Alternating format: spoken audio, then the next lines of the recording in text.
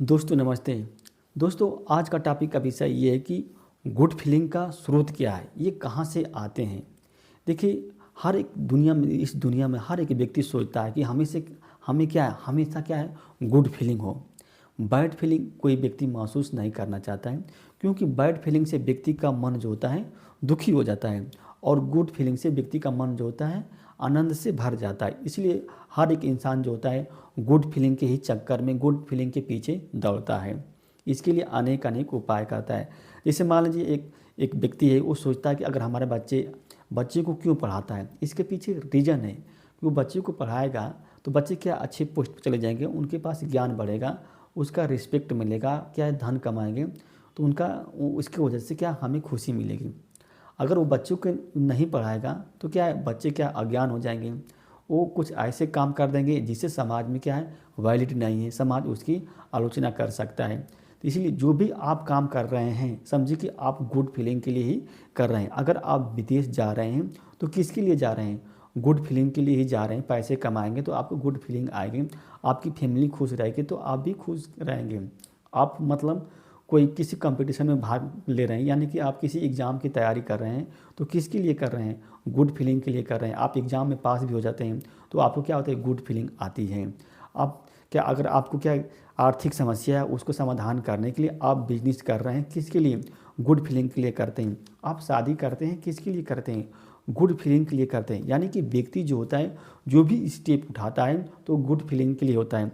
लेकिन कि कुछ कुछ व्यक्तियों के लिए क्या हो जाता है, इसका उल्टा हो जाता है। जैसे मान लीजिए आपने शादी किया तो आपकी शादी ऐसी हो जाती है, इससे क्या आपको बैड फीलिंग आने लगती है।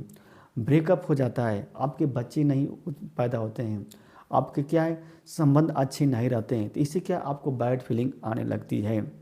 तो क्या बैड फीलिंग के ये स्रोत हो गए ना। तो अगर मान लीजिए आप कोई धंधा करने जा रहे हैं, अगर धंधा में क्या बढ़ोतरी हो रही है तो आपको क्या है, गुड फीलिंग आती है। वहीं अगर धंधा में किसी प्रकार की समस्या आ गई, घाटा आ गया, तो आपको क्या है, बैड फीलिंग आती है। तो ये good feeling bad feeling, good feeling bad feeling, ये चलता रहेगा। बस अंतर ये रहेगा कि किसी व्यक्ति के जीवन में बैड फीलिंग और गुड फीलिंग का जो अनुपात है बहुत ज़्यादा गैप होगा, यानी कि किसी व्यक्ति के जीवन में बैड फीलिंग ज़्यादा होगी और किसी व्यक्ति के जीवन में गुड फीलिंग ज़्यादा होगी, लेकिन अंतर इतना ही होगा। तो इसका स्रोत क्या है, गुड फीलिंग का स्रोत क्या है, अच्छे काम है, अच्छे आपके कर्म हैं। अगर आप अच्छे कर्म करते हैं तो इसकी संभावना ज़्यादा बनती है कि आपको क्या है, गुड फीलिंग आएगी। जैसे मान लीजिए आप रास्ते में खड़े हैं, कोई लड़की क्या मोबाइल से फ़ोन से बात करने जा रही है और आपके मन में आ गया कि मैं इसका क्या मोबाइल छीन लेता हूँ, और आपने क्या, आपके दिमाग में उसका विश्लेषण किया और बॉडी उसका इम्प्लीमेंट कर दी, और आपने क्या उसके मोबाइल को छीन लिया। कुछ समय के बाद आप पकड़े जाते हैं, आपको क्या आर्थिक दंड लगता है और सामाजिक रूप से आपको नुकसान उठाना, यानी कि आपकी बेइज्जती हो जाती है। तो ये स्रोत क्या हो गए, जो आपको जो फीलिंग हो रही है जब आप मोबाइल के साथ पकड़े जाते हैं तो फीलिंग जो आ रही है वो क्या होती है, बैड फीलिंग है। वहीं वहीं वहीं व्यक्ति अगर मान चाहते तो क्या, आप रास्ते पर खड़े हैं, आप सोचते हैं कि लेकिन नहीं यार, इससे क्या मतलब है, ये बात करने जा रही है, बात कर रही है, हमें उससे कोई मतलब नहीं है, हमें क्या मोबाइल नहीं लेना है, बल्कि कोई दूसरा व्यक्ति सहयोग मांग रहा है, उसको मुझे सहयोग देना। जैसे मान लो कोई विकलांग व्यक्ति है, वो क्रॉस कर रहा है तो आप उसको क्या है, क्रॉस कराने में सहयोग कर रहे हैं, तो इससे आपको क्या होगा, गुड फीलिंग होगी। तो यानी गुड फीलिंग कहाँ से आती है, आपके कर्मों से आती है। जैसे मान लीजिए आप ज़बरदस्ती किसी से रिश्ते बनाने चाहते हैं और वो सामने वाला व्यक्ति आपसे रिश्ता नहीं बनाना चाहता है, और आप इसी को लेकर क्या है, दिनों रात सोचते हैं कि हमारे से वो रिश्ता क्यों नहीं बनाया, हमसे दोस्ती क्यों नहीं की, उसने मोबाइल क्यों स्विच ऑफ कर दिया, हमसे क्यों नहीं बात किया, हमारा सम्मान क्यों नहीं, ये सोचेंगे तो आपको क्या आएगी, बैड फीलिंग आएगी। आप बैड फीलिंग तो आएगी। इससे क्या है, अगर मान लीजिए आपसे कोई रिश्ता बनाए या ना बनाए, आपको उसके बारे में टेंशन नहीं लेना चाहिए। यानी कि देखिए, किसी चीज़ के बारे में अगर आप ज़्यादा सोचेंगे और वो चीज़ क्या क्रिएटिव नहीं है तो उससे क्या आपका टेंशन बढ़ेगा। यानी कि तो यही है क्या, गुड फीलिंग के स्रोत हैं।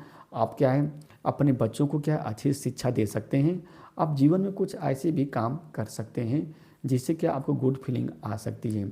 आपकी मान लीजिए गुड फीलिंग, जैसे कोई चीज़ अगर मान लो भूल गया है, तो जब कोई चीज़ भूल जाती है, जब उसको आप खोजते हैं और पा जाते हैं तो कितनी आपको क्या आती है, गुड फीलिंग होती है, कितने आप चिल्लाते, कितने आनंद से भर जाते हैं। उसी अगर कोई खो जाता है तो आपको कितना तकलीफ़ हो जाती है। तो आप जो खोने का डर है ना, वो एक तरह से क्या आपको बैड फीलिंग दिलाता है। और जो पाने का मतलब आभास है, जो पाने का विश्वास है, उससे क्या आपको गुड फीलिंग आती है। तो अपनी गुड फीलिंग और बैड फीलिंग ये आपके कर्म पर निर्भर करेंगे, साथ साथ जो आपके भाग्य है उस पर भी इसका भी रोल होता है। दोस्तों ये वीडियो अच्छी लगी तो इसको लाइक कीजिए और हमारे